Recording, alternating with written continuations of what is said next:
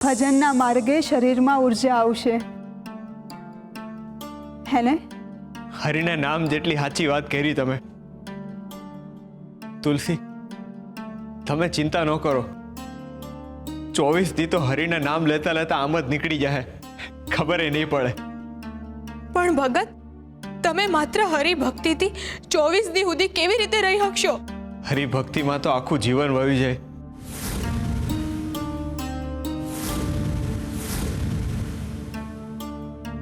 બરાબર ને ગંગા? બરાબર. પણ તમારે મને ભજન શીખવવાનું તો બાકી જ છે. હો, હા, તો એમાં વાર છે નહીં. હાલો, અટાણે શીખવી દઉં. પણ ભગત, ગંગાની હાલત તો જુઓ તમે. અરે કાંઈ વાંધો નહીં બેન, હરિનું નામ તો હંમેશા સુખ આપે છે. તમે મને શીખવાડો, હું ગાઈશ. ના ના ગંગા, તુલસીની વાત સાચી છે. અટાણે તમને આરામની જરૂર છે. તમે અટાણે આરામ કરો. હું ભજન ગાઈશ ને, તમે સાંભળજો. હરિનું નામ તમારા કાને ચડશે ને તો તમારા હંધાય દુઃખ વાય જાય.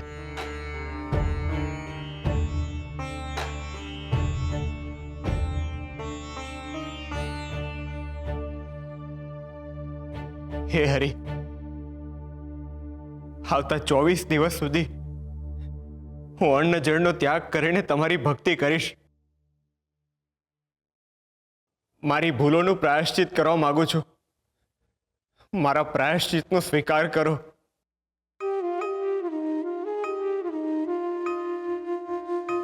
મારા ભાઈબંધ, તમે કોઈ પાપ કર્યું જ નથી અને તમારી ભક્તિ તો હંમેશ માટે મને સ્વીકાર્ય જ છે.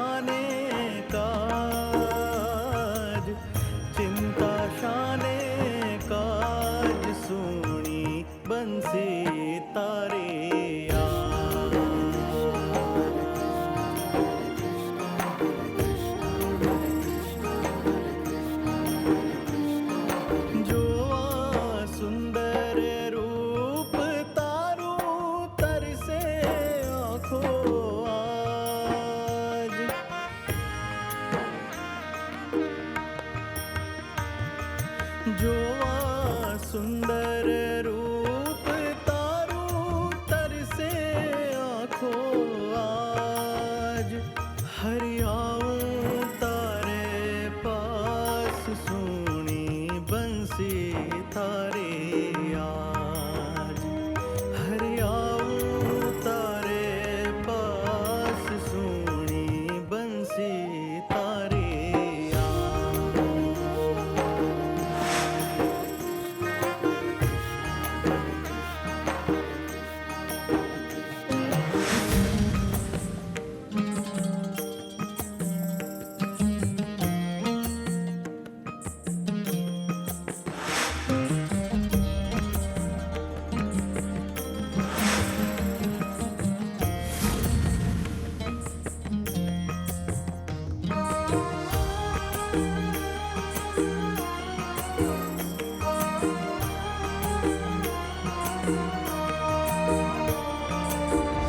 હું વાત કરો છો તુલસી બહુ? 24 દિવસના ઉપવાસ? હા. શ્વાસે શ્વાસે પ્રાણ મારો હરિમાં મળે છે. નૈનમ છિદંતિ શસ્ત્રાણિ નૈનમ દહતિ પાવક ન ચૈનમ ક્લેદયંત્યા આરામથી ગંગા, પાણી પી લે, આરામથી.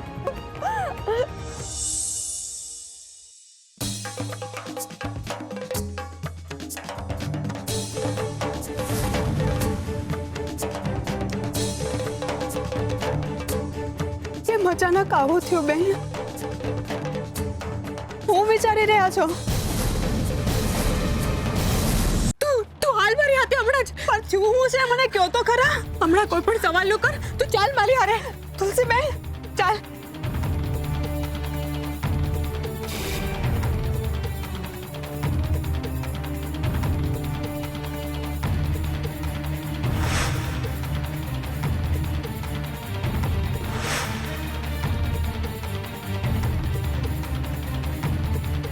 ઉભા રહો ગોરાબા. આમ એકલા ક્યાં જાવ છો? હાલો આવો, હું તમારી ભેગા આવશું. હાલો.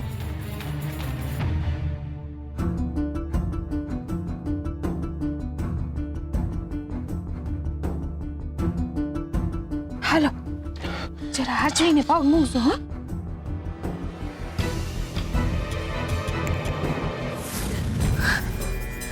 તુલસીબેન તમે કેમ આમ કરો છો? શું થયું? મારી તબિયત ન થારી, મને ચક્કર આવી રહ્યા છે ને તમે આમ ઉતાવળે કેમ અહીંયા લઈ આવ્યા? તમે ચિંતામાં પણ છો. મને કહો તો ખરા કે મને શું થયું છે? અટાણે તું કોઈ પણ સવાલ ન કર અને અહીંયા બેસ. બેસ તું. હવે મને કહે કે તને ઉલટી અને ચક્કર સિવાય બીજું શું થાય છે? તમે કેમ આમ હાફડા ફાફડા થઈ રહ્યા છો? મને કહો ને, મને શું થયું છે? આ હું થઈ ગયું કઈ રીતે કહું ગંગા તને? હે હરી, આ બચારી હારે જ કેમ આવું થાય છે? એને કહીશ તો એને મરવાનો વારો આવશે ને બીજા કોઈને પૂછાશે નહીં. ગામમાં કોઈને જો ખબર પડશે તો બિચારીની બહુ ખરાબ દશા થશે. ના તુલસી ના, હવે તારે જ ધ્યાન રાખવાનું છે કે આ વાત બહાર ન જાય. ભગતના ઉપવાસને 24 દી થયા એટલે ગંગા હારે મહારાજે જે કરમ કર્યું એને લગભગ મહિનો તો થયો જ. હે હરી, હું જે વિચારું છું એ જ તો ન થયું ને? તુલસીબેન મને કહો ને, મને શું થાય છે? તમારા ચહેરા પરનો ડર અને ચિંતા મને હેરાન કરી રહ્યા છે. 2 દીથી મારી તબિયત ન થારી, તમે ચિંતામાં પણ છો. મને કહો ને, મને શું થાય છે? હે હરી, આવું થઈ ગયું. હવે હું કરશું આપણે? હું કરશું એટલે? થયું શું છે પણ?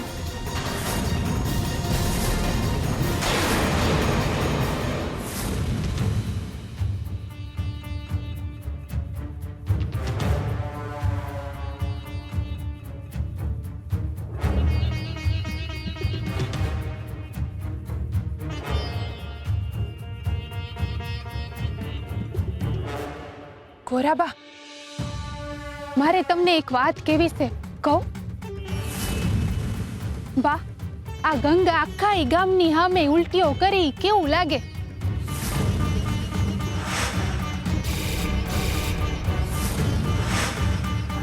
ના ના, આ તો આખું ગામ વાતું કરે છે.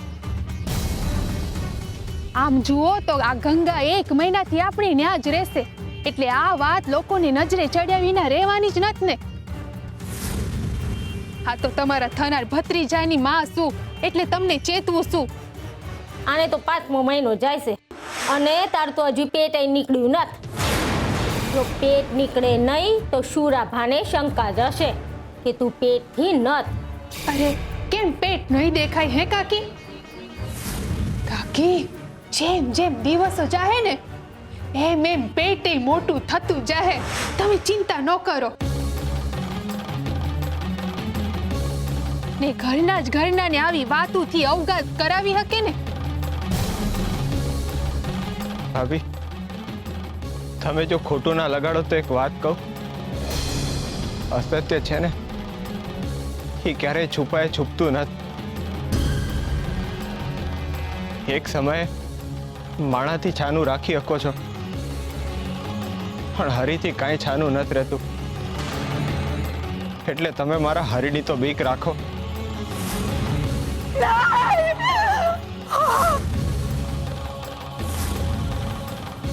ગંગા,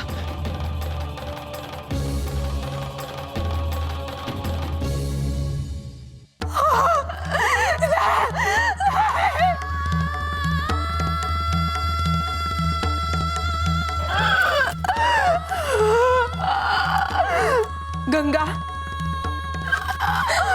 શાંત થા મારી બેન, શાંત થા. કેમ નહીં શાંત થાઉં? આવું કેમ બન્યું?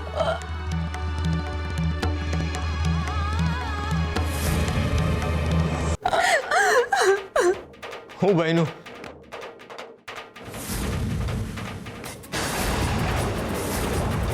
શું થયું? ભગત, ના થવાનું થઈ ગયું છે.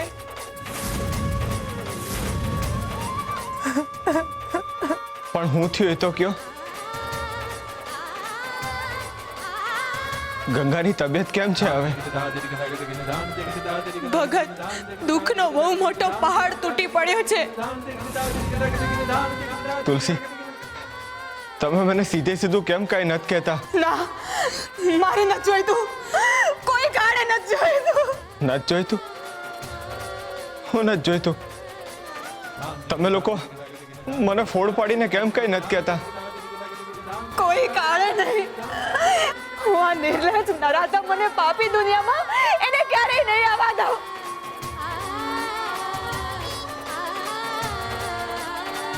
આ કોની વાત કરે છે? કોને નહીં આવવા દે? નહીં આવવા દઉં, નહીં આવવા દઉં. ગંગા!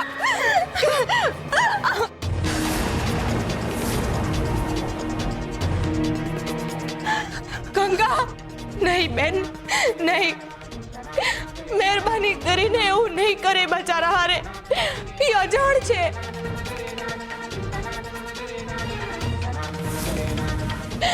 એને આ દુનિયામાં આવતા પહેલા એનો જીવ લેવાનો પાપ નો કર મારી બેન, નો કર.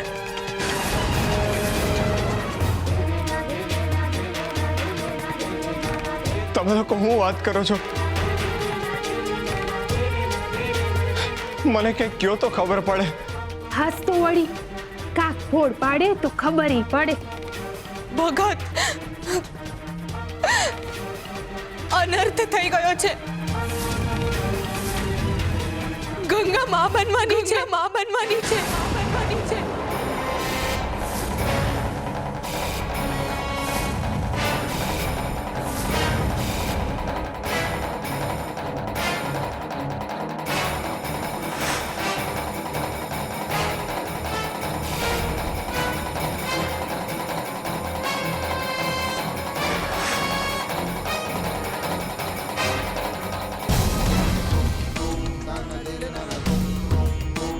ગંગા,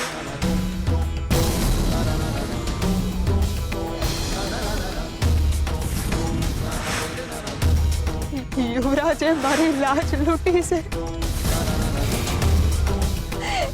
એણે મારી લજ્જા હણી છે.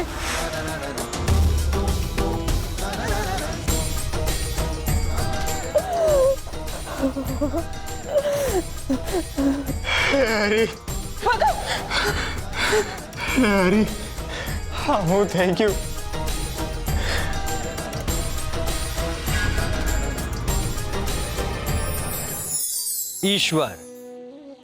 ઈશ્વરે મનુષ્યને એટલી શક્તિ આપેલી છે કે મનુષ્ય કંઈ પણ બની શકે છે, પરંતુ ક્યારેક મનુષ્ય છકી જાય છે અને એને એવું લાગવા લાગે છે કે એ પોતે જ ઈશ્વર છે. પરંતુ સત્ય તો એ છે કે જે મનુષ્ય જન્મમાં સાચી રીતે મનુષ્ય નથી બની શકતા, એવા જ લોકોને આવી ઘેલછા થાય છે. અને એના માટે એ સામ, દામ, દંડ, ભેદ બધા જ પ્રયત્નો કરે છે. મહાપરાણે પોતાના બળના જોરે કે પોતાની આવડતના જોરે પોતાનો ઈશ્વર જેવો પ્રભાવ ઊભો કરે છે. પરંતુ શું મનુષ્ય ઈશ્વર બની શકે? એનાથી પણ આગળની વાત એ છે કે શું ઈશ્વર બની શકાય? ના, ક્યારેય નહીં. તમને જેને બનાવ્યા છે એ તમે ક્યારેય ના બની શકો. ઈશ્વર છે સનાતન, એ પોતે જ પોતાનો સર્જક છે. એટલે મનુષ્યએ હંમેશા મનુષ્ય બનવાની જીદ કરવી જોઈએ.